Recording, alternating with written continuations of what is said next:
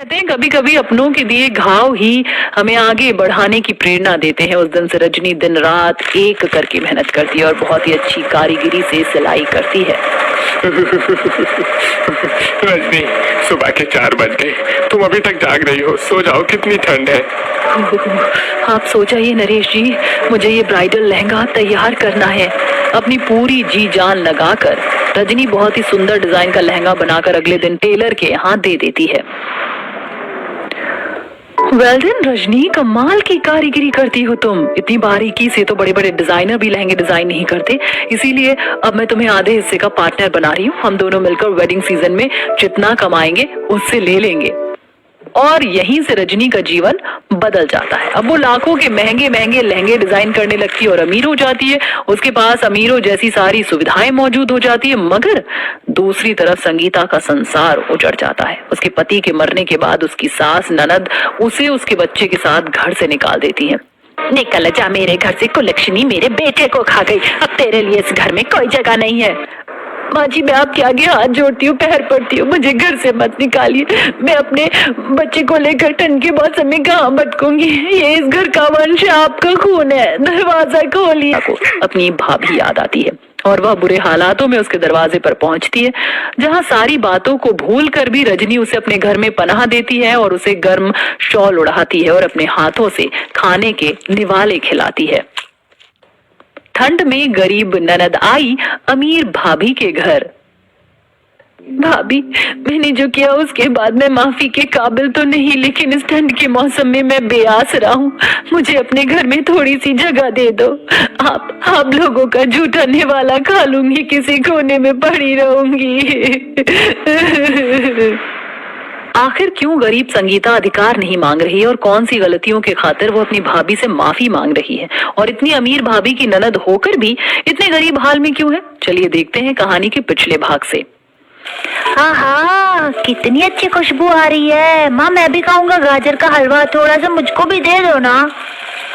अगर ये गोलू का बच्चा हलवा खाएगा तो मुझको भी गाजर का हलवा चाहिए माँ। गोलू, सोनी, इस तरह से लड़ो मत, क्योंकि इसका कोई फायदा नहीं है। मैंने सारा गाजर का हलवा तुम दोनों की बुआ के लिए बनाया है। तभी रजनी की ननद संगीता उठ जाती है। रजनी किसी बच्चे की तरह ननद को दुलाराती है। उठ गई मेरी प्यारी इकलौती नंद, जन्मदिन बहुत बहुत मुबारक हो संगीता। भगवान करे तुम्हें मेरी भी उम्र लग जाए। देखो, मैंने तुम्हारा मन पसंदीदा गाजर का हलवा बनाया है। गाजर का हलवा देखकर संगीता बहुत ज्यादा खुश हो जाती है। भाभी, आपको मेरा जन्मदिन याद था? कैसे भूल सकती हूँ। हर साल तुम्हारे जन्मदिन पर मैं गाजर के हलवे से तुम्हारा मुंह मीठा करवाती हूँ। ये लो, खा लो। रजनी का अपनी गरीब नंद के प्रति इतना प्यार देखकर उसके दोनों बच्चे मुंह फुला लेते हैं। देखा सोनी दीदी, माँ तो हमसे ज्यादा प्यार बुआ को करती है। उनके लिए अच्छा अच्छा गाजर का हलवा बनाया और हमारे जन्मदिन पर बस 10 रुपए का सूजी का हलवा ही बनाती है। अरे मेरे लाडले, तुझे तो सारी जिंदगी मेरे पास रहना है, मगर तेरी बुआ कुछ दिन में पराई हो जाएगी। एक दिन घोड़ी चढ़कर एक राजकुमार डोली बारात लेके आएगा और मेरी ननद को ले जाएगा। बोलते बोलते रजनी के चेहरे की मुस्कुराहट आंसुओं में बदल जाती है। कहने को तो रजनी संगीता की भाभी थी, मगर संगीता को उसने माँ से बढ़कर प्यार दिया था। एक पल के लिए वो अपने बच्चों की जरूरत की चीजों में वो कमी कर जाती थी, लेकिन हर हाल में अपनी गरीब ननद के लिए खुद को न्यौछावर किए रहती थी। महेश मजदूरी करके घर चलाता था और रजनी भी घर में ब्लाउज तुरपाई का काम करती थी ताकि खर्चे निकाल सके। कई बार तुरपाई में सुई चुभने से उसके हाथ जख्मों से भर जाते थे। जी, आ गए आप? खाना लगा दूं? हाँ, लगा दो, बहुत भूख लगी है। ये तुम्हारे लिए एक स्वेटर लाया हूँ। तुम्हारे पास स्वेटर नहीं था ना? जी शुक्रिया नरेश जी। तभी स्वेटर को लेते हुए रजनी को अपनी ननद का ख्याल आता है। संगीता के स्वेटर भी पुराने हो गए हैं, उसे तो कॉलेज भी जाना होता है। मेरा क्या है, मुझे तो घर में रहना है। ये स्वेटर उसे दे दूंगी। रजनी नरेश की थाली में खाना परोसती और बातों ही बातों में नंद की शादी की बात छेड़ती है। ठंड के मौसम में उनके कच्चे मकान में भयंकर ठंड पड़ती थी। कमजोर छत और दीवारों की दरार में से सनसनाती ठंडी हवा साए साए घर के अंदर घुसती थी। अजी, आपने संगीता की शादी के बारे में क्या सोचा है? अब उसकी शादी लायक उम्र हो गई है। हमें कोई अच्छा लड़का देखकर उसके हाथ पीले कर देने चाहिए। पंडित जी को रिश्ता देखने को कहा तो है रजनी, मगर लड़के वाले मुंह खोल कर दान दहेज इतना मांगते हैं जिसे देना हमारे बस में नहीं है। और मान लो अगर कोई रिश्ते के लिए बिना दहेज के मान भी जाता है तो हमारे पास इतने पैसे भी तो नहीं है कि हम संगीता का कन्यादान कर पाए। कभी कभी तो दिल बहुत डरता है कि माँ को दिया वचन निभा पाऊंगा कि नहीं। अजी तुम दिल उदास मत करो, वैसे भी जोड़ियां ऊपर वाला बनाता है और मेरा दिल कहता है ननद जी की शादी ऊंचे घर में होगी। इसी तरह समय गुजरता है। दरअसल संगीता कॉलेज में विवेक नाम के लड़के को पसंद करती थी। विवेक अमीर खानदान का इकलौता बेटा था, इसलिए उसके माँ बाप मान जाते हैं और राज रानी घमंडी रवैये में बातचीत करती है। देखो रजनी, विवेक हमारा इकलौता लड़का है। वैसे तो तुम्हारी हैसियत हमसे बिल्कुल मेल जोल नहीं खाती, लेकिन बेटे की खुशी के लिए मुझे शादी मंजूर है। पर हाँ, हमारे यहाँ से आने वाले मेहमानों की अच्छे से खातिरदारी होनी चाहिए और दावत का खाना पीना भी अच्छे से करना। किसी भी सूरत में हमारी नाक नहीं कटनी चाहिए। रजनी अपनी नंद की खुशी के लिए राजरानी की रखी शर्त स्वीकार कर लेती है। जी मुझे मंजूर है माँ जी, हम आने वाले मेहमानों का अच्छे से स्वागत सत्कार करेंगे। अच्छा तो अब इजाजत चाहते हैं। प्रणाम भाभी, प्रणाम भैया। खुश रहिए। रजनी वे लोग कितने रईस हैं, हम कैसे उनका आदर भाव करेंगे। ऊपर से ठंड के मौसम में मेरा काम धाम भी ठीक से नहीं चल रहा, कहीं लड़के वालों के सामने लज्जित ना होना पड़े। अजी आप क्यों चिंता करते हैं, जरा रुकिए मैं अभी आती हूँ। रजनी अपनी शादी के गहने लेकर नरेश को देते हुए छलकते आंसुओं से कहती है, ये मेरी शादी के गहने हैं जो मैंने हमारी संगीता के लिए सहेज कर आज तक रखे थे। इन्हें बेचकर पैसे ले आइए, संगीता की शादी अच्छे से हो जाएगी। रजनी मैं मेरी पत्नी के जेवर बेचकर अपनी बहन के हाथ पीले नहीं कर सकता हूँ। आपको मेरी सौगंध है, जाइए। इस प्रकार अपना सब कुछ बलिदान देकर गरीब भाभी अपनी ननद का कन्यादान करती है। संगीता अपने आलीशान ससुराल में जाती है जो शानो शौकत से भरा था। ननद विशाखा आरती करती है। भाई भाभी आइए, सिंघानिया परिवार में आपका स्वागत है। बाप रे, मेरा ससुराल कितना रईसों भरा है। यहाँ कितनी गर्माहट है, इतने महंगे झूमर, सोफा सेट, फर्नीचर, नौकर चाकर। मेरी तो लाइफ सेट हो गई है। अमीर ससुराल की बहू बन जाने के बाद संगीता अपने गरीब भाई भाभी को भूल जाती है। वो मखमली रजाई और हीटर में सोती तो वहीं उसकी गरीब भाभी के परिवार का दिन ठंड के कहर में कट रहा था। आज फिर से तुमने वही पानी वाली दाल और सूखी रोटी बना दी माँ, मुझे नहीं खाना। कभी तो ठंड के मौसम में कुछ अच्छा बना लिया करो। गोलू तू तो मेरा समझदार बच्चा है, घर के हालात ठीक नहीं है, खा लो बेटा। रजनी दोनों को मना करने वाले खिलाती है। तभी ठंड में चोट खाए थर थर कांपते हुए नरेश आता है।